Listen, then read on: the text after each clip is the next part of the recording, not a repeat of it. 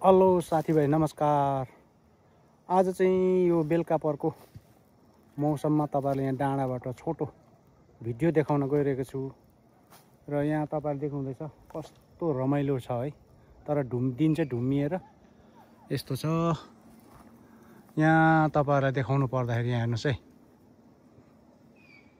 यो माथि नाम्ची, अलिक मुनिको सेतो नन्दुगाउँ र यो सिसिटी, यो तल कर्फेक्टार, यो यतापट्टिको चाहिँ राबुङ गाउँ, यो सिधा औँला सिधा परको चाहिँ वेस्ट बेङ्गाल दार्जिलिङ र यहाँ तल मुनि देख्नुहुन्छ रङ्गीत खोला र यो पारी बाटो देख्नुहुँदैछ। यस्तो स्वाट्टै आएर स्वाट्टै गएर स्वाट्टै गएको चाहिँ जोरताङदेखि नाम्ची जाने बाटो तपाईहरुको निम्ति यस्तो छ हाम्रो गाउँ।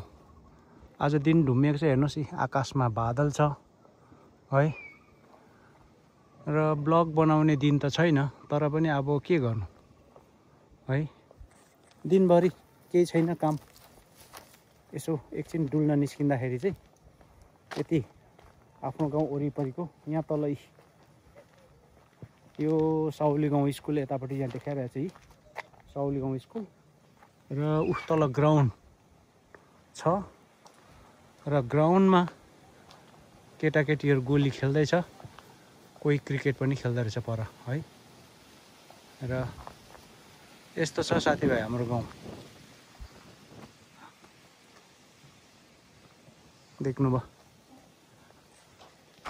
ओके, हस् त, बाई बाई, अर्को ब्लगमा भेटौँला।